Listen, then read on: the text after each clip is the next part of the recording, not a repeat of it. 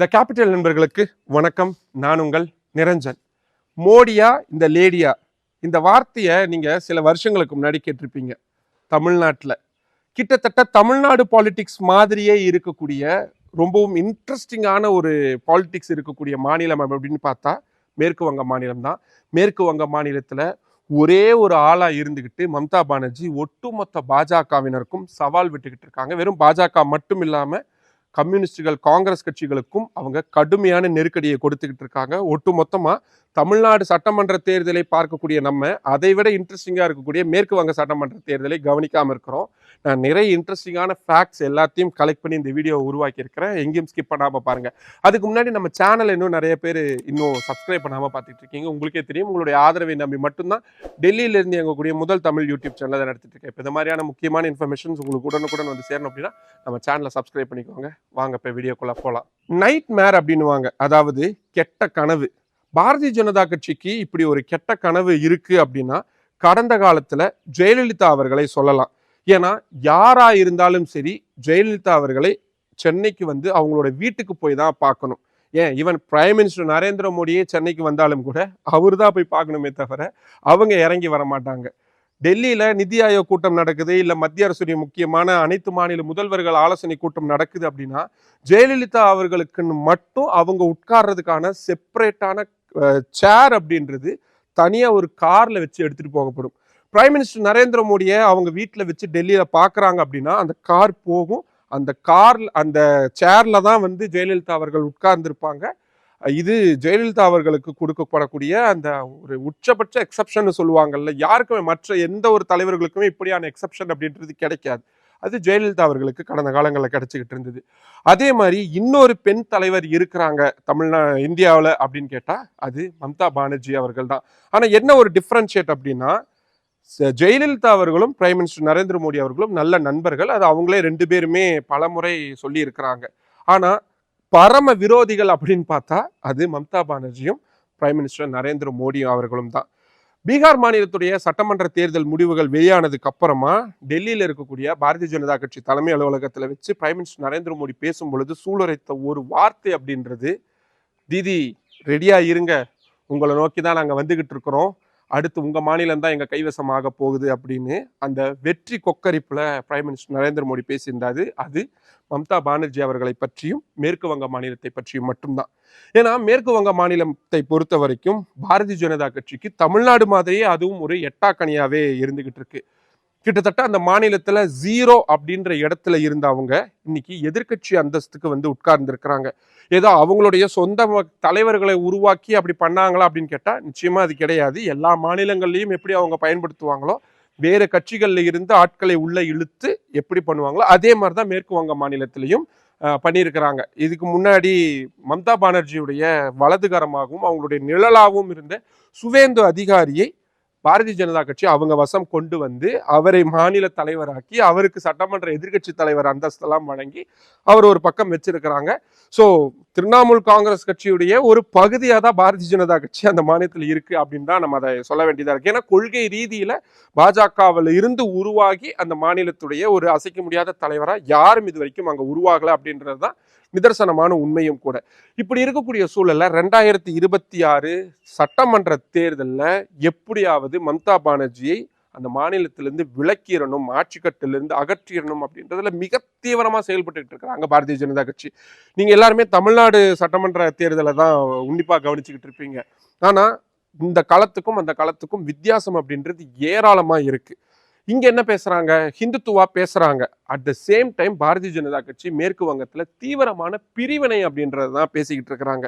அதுல மிக முக்கியமா உங்க வீட்டு பொண்ணு மண்ணு உங்களுடைய சாப்பாடு, அதாவது மட்டி பேட்டி கர், இது மூணையும் பாதுகாக்கணும் அப்படின்னா பாரதிய ஜனதா கட்சிக்கு ஓட்டு போடுங்க அப்படின்றது தான் பாஜகவுடைய தேர்தல் பிரச்சாரத்துடைய அடிப்படை நாதமா இருக்கு. நீங்க கேட்கலாம், அது என்ன பொண்ணு மண்ணு வீடு அப்படின்னு நீங்க கேட்கலாம். மிக முக்கியமா இஸ்லாமியர்கள் சம்பந்தப்பட்ட பிரிவினைவாத அரசியல் அப்படின்றதா தீவிரமா பேசப்படுது. நமக்கு தெரியும், மேற்கு வங்க மாநிலத்துடைய எல்லையா இருக்கக்கூடியது வங்கதேச நாடு. அந்த வங்கதேசத்திலிருந்து ஏராளமான இஸ்லாமியர்கள் சட்டவிரோதமாக இந்தியாவுக்குள்ள குடிபுகுறாங்க. அப்படி வரக்கூடியவங்க தஞ்சம் போகக்கூடிய பெரும்பாலான மாநிலம் அப்படின்னா பார்த்தா அது மேற்கு வங்கம் தான். அப்படி வரக்கூடியவங்க மேற்கு வங்கத்தில் இருக்கக்கூடிய பெண்களை அபகரிச்சிடுறாங்க, அவங்க சாப்பிடக்கூடிய ரொட்டி அபகரிச்சிடுறாங்க, அவங்களுடைய வீட்டை அபகரிச்சிடுறாங்க. இதைத்தான் மிக பிரதானமா பாரதிய ஜனதா கட்சி தேர்தல் பிரச்சாரங்கள் முன் வச்சுக்கிட்டு இருக்காங்க. இப்படி பொண்ணு மண்ணு வீடு இது எல்லாத்தையும், சாப்பாடு இது எல்லாத்தையும் அபகரிக்கக்கூடிய இந்த பிரிவினைவாதிகளை அனுமதிக்கிறாரு மம்தா பானர்ஜி அப்படின்றது தான் அவங்களுக்கு எதிரான குற்றச்சாட்டா முன்வைக்கப்பட்டு இருக்கு. எஸ்ஐஆர் மாதிரியான விவகாரங்கள்ல கூட மம்தா பானர்ஜிக்கு எதிரான கடுமையான நிலைப்பாட்டை தான் பாரதிய ஜனதா கட்சி எடுத்திருந்தாங்க. ஆனா மம்தா பானர்ஜியும் சும்மா கிடையாது. அவங்க கடந்த சட்டமன்ற தேர்தல் அப்போ ஒண்ணுமே இல்லைங்க, கேலோ ஹோபே அவ்வளவுதான். இந்த வார்த்தைக்கு அர்த்தம் வாங்க மோதி பார்ப்போம் அப்படின்றதுதான் அர்த்தமா வருது.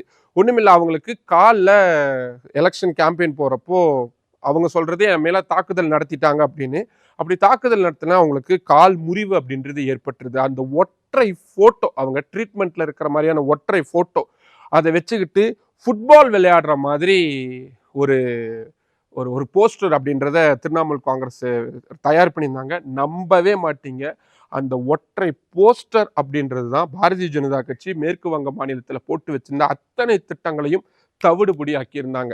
இப்போ அதே மாதிரியான அதிரடி அரசியல் அப்படின்றது தான் மேற்கு வங்க மாநிலத்தில் மம்தா பானர்ஜி செஞ்சுட்டு இருக்காங்க. நீங்க திமுக பண்ணக்கூடியதோ அதிமுக பண்ணக்கூடியதோ அதிரடி அரசியல் நம்ம பெருசா சொல்லவே முடியாது. உண்மையான அதிரடி அரசியல் அப்படின்னு பார்த்தா அது மேற்கு வங்க மாநிலத்தில் மம்தா பானர்ஜி அவர்கள் செய்யக்கூடியதுதான். கத்திக்கு கத்தி, தடிக்கு தடி, வார்த்தைக்கு வார்த்தை, அமைதிக்கு அமைதி, இதைத்தான் மம்தா பானர்ஜி அவர்கள் பயன்படுத்திட்டு இருக்காங்க. சரி, இதுல நமக்கு நிறைய முரண்பாடுகள் இருக்கலாம், நிறைய மாற்று கருத்துகள் இருக்கலாம். வன்முறையை எந்த அளவுக்கும் ஆதரிக்க கூடாது அப்படின்றதுல நம்ம தீவிரமா இருக்கிறோம். ஆனா மேற்கு வங்க மாநிலத்தை பொறுத்த வரைக்கும் அவங்களுடைய தேர்தல் அரசியல்ல தவிர்க்க முடியாது வன்முறை அப்படின்றதுதான். பாரதிய ஜனதா கட்சியினரை விரட்டி விரட்டி அடிக்கக்கூடிய வேலைகளை திரிணாமுல் காங்கிரஸ் கட்சியுடைய அடிப்படை தொண்டர் கூட மேற்கொள்வாங்க. அதே மாதிரிதான் திரிணாமுல் காங்கிரஸ் கட்சியுடைய மூத்த நிர்வாகிகள் கூட பார்க்காம இழுத்து போட்டு அடிக்கக்கூடிய வேலைகளை பாரதிய ஜனதா கட்சியும் செய்வாங்க. அவ்வளவு ஏன், மத்திய அமைச்சர்கள் மேற்கு வங்க மாநிலத்துக்கு போனாங்கன்னா அவங்க கார் மேல கல்ல விட்டு எறியறது மாதிரியான விஷயங்கள்லாம் கூட மேற்கு வங்க மாநிலத்துல பதிவாயிருக்கு. கடந்த தேர்தல்கள்ல ஒரு தமிழ்நாடு அளவுதான் இருக்கக்கூடிய ஒரு மாநிலம் அப்படின்னாலும் கூட 5 கட்டம் 8 கட்டம் வரைக்கும் தேர்தலை பிரிச்சு பிரிச்சு நடத்துவாங்க. அந்த அளவுக்கு பாதுகாப்பு குறைபாடுகள் அப்படின்றது நிறையவே இருக்கும். கடுமையான வன்முறை இருக்கக்கூடிய மாநிலம் தான். அப்படி இருக்கக்கூடிய மாநிலத்துல பாரதிய ஜனதா கட்சியினருக்கு அவங்களுடைய வழியிலேயே தான் பதில் சொல்லிக்கிட்டு இருக்காங்க மம்தா பானர்ஜி அவர்கள். நானா எல்லையை பாதுகாக்கிறேன், எல்லையை பாதுகாக்க வேண்டிய வேலை என்கிட்டயா இருக்கு, நான் ஒரு மாநில அரசு, என்னுடைய மாநிலத்துடைய சட்டம் ஒழுங்கை தான் நான் பாதுகாக்க முடியுமே தவிர எல்லைகள்ல எனக்கு என்ன வேலை இருக்க போகுது? எல்லையை பாதுகாக்க வேண்டிய வேலை அப்படின்றது மத்திய அரசு கிட்ட இருக்கு. நீங்க வர்றவங்க எல்லாரையும் உள்ள விட்டுட்டு என்ன மட்டும் ஏன் சொல்லிக்கிட்டு இருக்கீங்க? அது மட்டும் இல்லாம இங்கேயே இருக்கக்கூடிய பூர்வ குடிகளா இருக்கக்கூடிய வங்கதேசத்தினரையும் நீங்க மேற்கு வங்க மாநிலத்தை சேர்ந்தவங்களையும் நீங்க அவமானப்படுத்துறீங்க அப்படின்ற விஷயத்தோட சொல்றது மட்டும் இல்லாம தமிழ்நாட்டில் எப்படி மொழி அரசியலை வைத்து ஒரு மிகப்பெரிய அரசியல் அப்படின்றது எல்லா தரப்புமே எப்படி மேற்கொள்றாங்களோ அதே மாதிரி இந்த தேர்தலுக்கு மம்தா பானர்ஜி அவர்கள் கையில் எடுத்திருக்கக்கூடியது வங்க மொழியை அவமரியாதை செய்கிறது பாரதிய ஜனதா கட்சி. வெறும் வங்கதே மொழியை மட்டுமில்லை, இந்திய மொழிகள் அத்தனையுமே ஹிந்திக்கு கீழே கொண்டு வந்தனும் கட்டாய ஹிந்தி திணிப்பை மேற்கு வங்கத்தில் மேற்கொள்கிறது பாரதிய ஜனதா கட்சி அப்படின்றதுதான் மேற்கு வங்க மாநிலம் முழுமையா மம்தா பானர்ஜி அவர்கள் செஞ்சுக்கிட்டு இருக்காங்க. சரி, என்ன மாதிரியான விஷயங்கள்? ஒரு ஒரு விருதுகள் அறிவிக்கிறது தொடங்கி முக்கியமான திட்டங்களுக்கு பெயர் வைக்கிறது வரைக்கும் அத்தனையிலுமே வங்க மொழி அப்படின்றது புறக்கணிக்கப்படுது.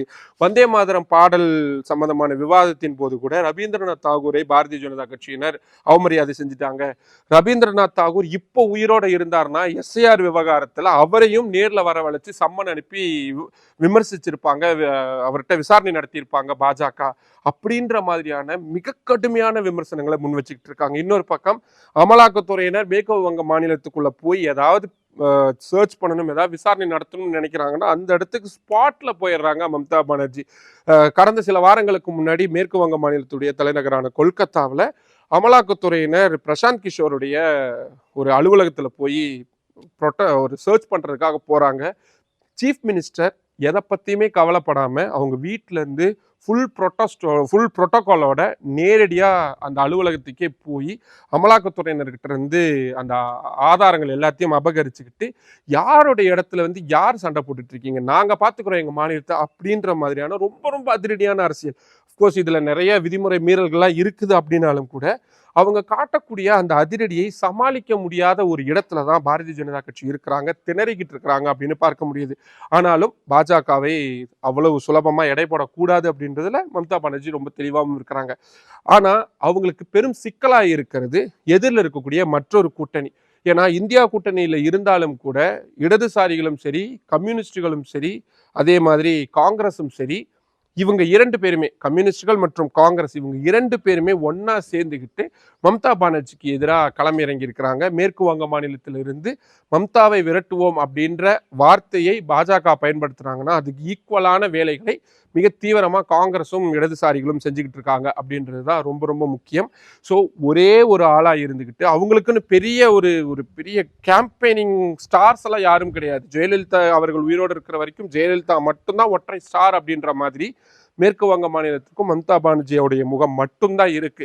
அதனால மம்தா பானர்ஜி அப்படின்ற அந்த ஒற்றை மனுஷி எதிரில் பாஜக, பிரைம் மினிஸ்டர் மோடி, மத்திய உள்துறை அமைச்சர் அமித்ஷா, புதுசா வந்திருக்கக்கூடிய நிதின் நபீன், ஜேபி நட்டா, ராஜ்நாத் சிங், இவருன்னு இவ்வளோ பெரிய ஒரு படைபலம் இருக்கு. இன்னொரு பக்கம் கம்யூனிஸ்டுகள் கிட்டத்தட்ட 30-35 ஆண்டுகள் கோலோச்சின ஒரு மாநிலம். அவங்களுடைய கிரவுண்ட் ரூட் கேடர்ஸ் அப்படின்றது இன்னும் மேற்கு வங்க மாநிலம் முழுவதும் பரவி கிடக்குறாங்க. அவங்களை எதிர்த்தும் ஒரு பெரிய சண்டை. இன்னொரு பக்கம் மல்லிகார்ஜுன கார்கே, பிரியங்கா காந்தி, ராகுல் காந்தி, சோனியா காந்தி, கேசி வேணுகோபால் அப்படின்னு மிகப்பெரிய பலமா இருக்கக்கூடிய, இப்போ பலம் இழந்தாலும் கூட ஓரளவுக்கு கட்டமைப்புகளை வச்சிருக்கக்கூடிய காங்கிரஸ் கட்சி, இப்படி 3 பொது எதிரிகளை ஒற்றை ஆளா நின்று மம்தா பானர்ஜி எதிர்த்து சண்டை செஞ்சுட்டு இருக்காங்க. அதனாலதான் நான் சொன்னேன், கூட்டணிலாம் தமிழ்நாடு மாதிரி கூட்டணி கணக்குகளை வச்சா ஒரு நடக்கக்கூடிய இன்ட்ரெஸ்டிங்கான ஃபேக்ட்ஸ்லாம் கிடையாது. இங்க முழுக்க முழுக்க மம்தா பானர்ஜியை மட்டும் வச்சு அவங்களை சுத்தி நடக்கக்கூடிய இந்த காய் நகர்த்தல்கள் அப்படின்றதுதான் மேற்கு வங்க மாநில தேர்தல் களம் அப்படின்றது ரொம்ப சுவாரஸ்யமா இருக்கிறதுக்கான அடிப்படை விஷயமா இருக்கு. இதுல யாரு ஜெயிக்க போறாங்க? தொடர்ச்சியா ஏறுமுகத்துல இருக்கக்கூடிய பாரதிய ஜனதா கட்சி கோலோச்ச போறாங்களா, இல்லை இதுவரைக்கும் படைச்ச தனது கடந்த கால வரலாறு, கடந்த கால சாதனைகளை எல்லாம் முறியடிச்சுட்டு மீண்டும் ஒரு புதிய சாதனையை மம்தா பானர்ஜி படைக்க போறாங்களா? உங்களுக்கு என்ன தோணுது? மம்தா பானர்ஜி சிங்கிள் ஆளா இருந்து இப்படியான ஒரு சிங்க வேட்டையை நடத்திக்கிட்டு இருக்கிறது உங்களுக்கு எப்படியான கருத்துக்களை சொல்லுது? உங்களுக்கு தோணக்கூடிய கருத்துக்களை கீழே கமெண்ட் பாக்ஸில் சொல்லுங்க. மற்றும் ஒரு வீடியோவில் சந்திக்கலாம். நன்றி. நம்மளோட கேபிட்டல் சேனலை இன்னும் நிறைய பேர் சப்ஸ்கிரைப் பண்ணாமல் பார்த்துக்கிட்டு இருக்கீங்க. உங்களுக்கே தெரியும், உங்களுடைய ஆதரவை நம்பி மட்டும்தான் டெல்லியில இருந்து இயங்கக்கூடிய முதல் தமிழ் யூடியூப் சேனல் அதை நடத்திட்டு இருக்கு. இப்போ இந்த மாதிரியான ரொம்ப ரொம்ப முக்கியமான இன்ஃபர்மேஷன்ஸ் உங்களுக்கு உடனுக்குடன் வந்து சேரணும் அப்படின்னா நம்ம சேனலை சப்ஸ்கிரைப் பண்ணிக்கோங்க. நம்ம வீடியோஸை நிறைய பேர் கொண்டு போய் சேருங்க. லைக் பண்ணுங்க, கமெண்ட் பண்ணுங்க. உங்களுடைய ஆதரவை அதிக அளவில் தாருங்கள். நன்றி.